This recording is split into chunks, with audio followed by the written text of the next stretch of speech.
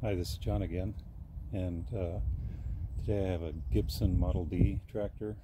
Um, I picked this up recently, and last couple of days I've been painting it.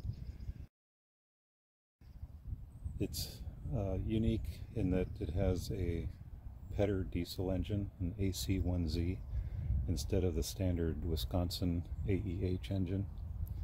So it's about 50 degrees out this morning, and I'm going to try to start this thing up.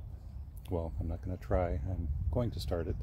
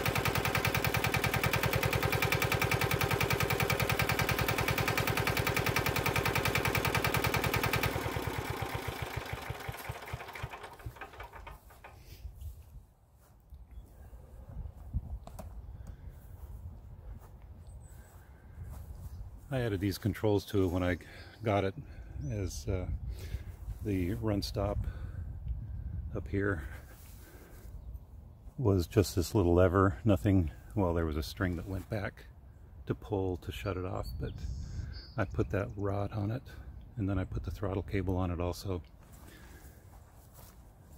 Normally you just thread this nut in to regulate the RPM, but I put on this throttle cable.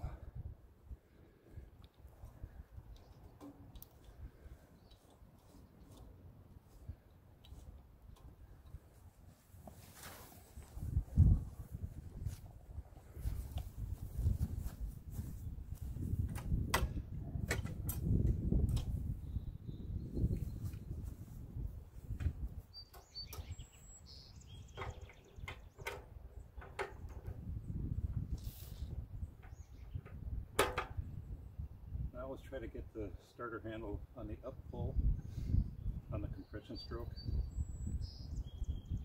Otherwise you're pushing down here and it's more difficult to start it then.